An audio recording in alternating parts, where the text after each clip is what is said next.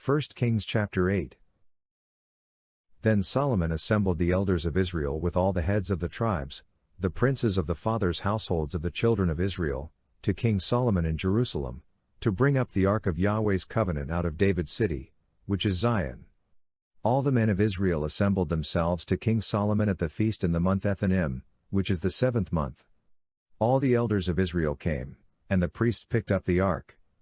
They brought up Yahweh's ark, the tent of meeting, and all the holy vessels that were in the tent. The priests and the Levites brought these up. King Solomon and all the congregation of Israel, who were assembled to him, were with him before the ark, sacrificing sheep and cattle that could not be counted or numbered for multitude. The priests brought in the ark of Yahweh's covenant to its place, into the inner sanctuary of the house, to the most holy place, even under the cherubim's wings. For the cherubim spread their wings out over the place of the ark, and the cherubim covered the ark and its poles above. The poles were so long that the ends of the poles were seen from the holy place before the inner sanctuary, but they were not seen outside. They are there to this day. There was nothing in the ark except the 2 stone tablets which Moses put there at Horeb, when Yahweh made a covenant with the children of Israel, when they came out of the land of Egypt. It came to pass, when the priests had come out of the holy place, that the cloud filled Yahweh's house, so that the priests could not stand to minister by reason of the cloud, for Yahweh's glory filled Yahweh's house. Then Solomon said, Yahweh has said that he would dwell in the thick darkness. I have surely built you a house of habitation, a place for you to dwell in forever. The king turned his face around and blessed all the assembly of Israel, and all the assembly of Israel stood. He said, Blessed is Yahweh, the God of Israel, who spoke with his mouth to David your father, and has with his hand fulfilled it, saying, Since the day that I brought my people Israel out of Egypt, I chose no city out of all the tribes of Israel to build a house, that my name might be there, but I chose David to be over my people Israel. Now it was in the heart of David my father to build a house for the name of Yahweh, the God of Israel. But Yahweh said to David my father, Whereas it was in your heart to build a house for my name, you did well that it was in your heart. Nevertheless, you shall not build the house, but your son who shall come out of your body, he shall build the house for my name. Yahweh has established his word that he spoke, for I have risen up in the place of David my father, and I sit on the throne of Israel, as Yahweh promised, and have built the house for the name of Yahweh, the God of Israel. There I have set a place for the ark, in which is Yahweh's covenant, which he made with our fathers when he brought them out of the land of Egypt.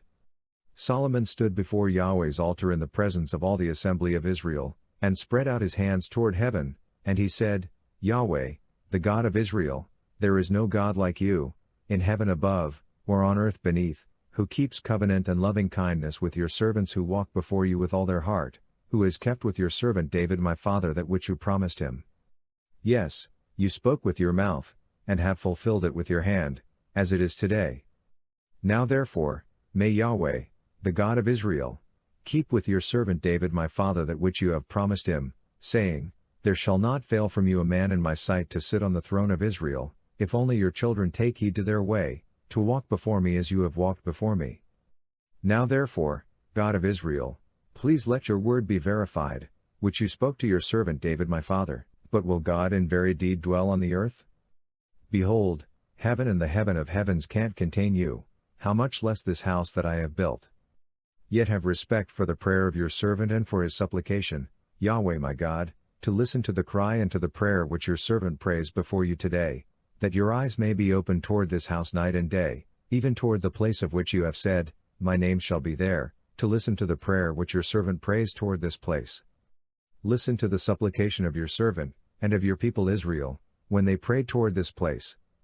Yes, here in heaven, your dwelling place, and when you hear, forgive.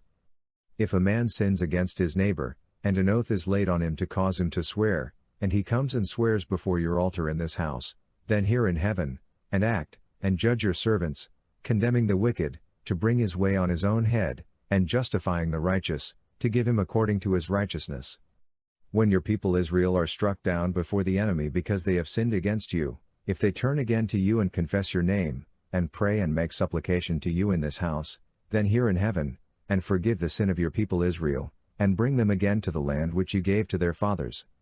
When the sky is shut up and there is no rain because they have sinned against you, If they pray toward this place and confess your name, and turn from their sin when you afflict them, then hear in heaven, and forgive the sin of your servants, and of your people Israel, when you teach them the good way in which they should walk, and send rain on your land which you have given to your people for an inheritance.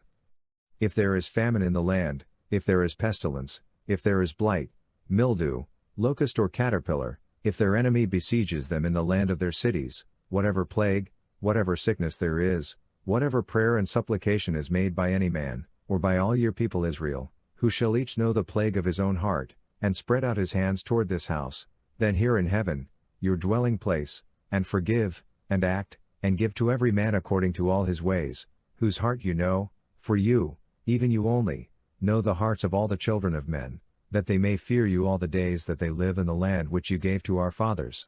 Moreover, concerning the foreigner, who is not of your people Israel, when he comes out of a far country for your name's sake, for they shall hear of your great name and of your mighty hand and of your outstretched arm, when he comes and prays toward this house, hear in heaven, your dwelling place, and do according to all that the foreigner calls to you for, that all the peoples of the earth may know your name, to fear you, as do your people Israel, and that they may know that this house which I have built is called by your name. If your people go out to battle against their enemy, by whatever way you shall send them, and they pray to Yahweh toward the city which you have chosen, and toward the house which I have built for your name, then hear in heaven their prayer and their supplication, and maintain their cause. If they sin against you, for there is no man who doesn't sin, and you are angry with them and deliver them to the enemy, so that they carry them away captive to the land of the enemy, far off or near, yet if they repent in the land where they are carried captive, and turn again, and make supplication to you in the land of those who carried them captive, saying, We have sinned and have done perversely, we have dealt wickedly, if they return to you with all their heart and with all their soul in the land of their enemies who carried them captive, and pray to you toward their land which you gave to their fathers, the city which you have chosen and the house which I have built for your name, then hear their prayer and their supplication in heaven, your dwelling place, and maintain their cause, and forgive your people who have sinned against you, and all their transgressions in which they have transgressed against you, and give them compassion before those who carried them captive, that they may have compassion on them, for they are your people and your inheritance, which you brought out of Egypt, from the middle of the iron furnace, that your eyes may be open to the supplication of your servant and to the supplication of your people Israel, to listen to them whenever they cry to you, for you separated them from among all the peoples of the earth to be your inheritance, as you spoke by Moses your servant, when you brought our fathers out of Egypt, Lord Yahweh. It was so, that when Solomon had finished praying all this prayer and supplication to Yahweh, he arose from before Yahweh's altar, from kneeling on his knees with his hands spread out toward heaven. He stood and blessed all the assembly of Israel with a loud voice, saying, Blessed be Yahweh, who has given rest to his people Israel, according to all that he promised. There has not failed one word of all his good promise, which he promised by Moses his servant. May Yahweh our God be with us as he was with our fathers. Let him not leave us or forsake us, that he may incline our hearts to him, to walk in all his ways, and to keep his commandments, his statutes, and his ordinances, which he commanded our fathers. Let these my words, with which I have made supplication before Yahweh, be near to Yahweh our God day and night, that he may maintain the cause of his servant and the cause of his people Israel, as every day requires, that all the peoples of the earth may know that Yahweh himself is God. There is no one else.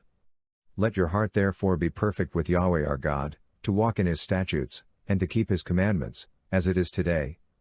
The king, and all Israel with him, offered sacrifice before Yahweh. Solomon offered for the sacrifice of peace offerings, which he offered to Yahweh, 22,000 head of cattle and 120,000 sheep. So the king and all the children of Israel dedicated Yahweh's house. The same day the king made the middle of the court holy that was before Yahweh's house, for there he offered the burnt offering, the meal offering, and the fat of the peace offerings, because the bronze altar that was before Yahweh was too little to receive the burnt offering, the meal offering, and the fat of the peace offerings. So Solomon held the feast at that time, and all Israel with him, a great assembly, from the entrance of Hamath to the brook of Egypt, before Yahweh our God, 7 days and 7 more days, even 14 days. On the 8th day he sent the people away, and they blessed the king, and went to their tents joyful and glad in their hearts for all the goodness that Yahweh had shown to David his servant, and to Israel his people. 2 Chronicles chapter 5. Thus all the work that Solomon did for Yahweh's house was finished. Solomon brought in the things that David his father had dedicated, even the silver, the gold, and all the vessels, and put them in the treasuries of God's house. Then Solomon assembled the elders of Israel and all the heads of the tribes, the princes of the fathers' households of the children of Israel, to Jerusalem, to bring up the ark of Yahweh's covenant out of David's city, which is Zion. So all the men of Israel assembled themselves to the king at the feast, which was in the 7th month. All the elders of Israel came. The Levites took up the ark. They brought up the ark, the tent of meeting, and all the holy vessels that were in the tent. The Levitical priests brought these up. King Solomon and all the congregation of Israel who were assembled to him were before the ark, sacrificing sheep and cattle that could not be counted or numbered for multitude. The priests brought in the ark of Yahweh's covenant to its place, into the inner sanctuary of the house, to the most holy place, even under the wings of the cherubim. For the cherubim spread out their wings over the place of the ark, and the cherubim covered the ark and its poles above. The poles were so long that the ends of the poles were seen from the ark in front of the inner sanctuary, but they were not seen outside, and it is there to this day. There was nothing in the ark except the 2 tablets which Moses put there at Horeb, when Yahweh made a covenant with the children of Israel, when they came out of Egypt. When the priests had come out of the holy place, for all the priests who were present had sanctified themselves, and didn't keep their divisions, also the Levites who were the singers, all of them, even Asaph, Haman, Jeduthun, and their sons and their brothers, arrayed in fine linen, with cymbals and stringed instruments and harps, stood at the east end of the altar, and with them 120 priests sounding with trumpets, when the trumpeters and singers were as one, to make one sound to be heard in praising and thanking Yahweh, and when they lifted up their voice with the trumpets and cymbals and instruments of music, and praised Yahweh, saying, For he is good, for his loving kindness endures forever. Then the house was filled with a cloud, even Yahweh's house, so that the priests could not stand to minister by reason of the cloud, for Yahweh's glory filled God's house.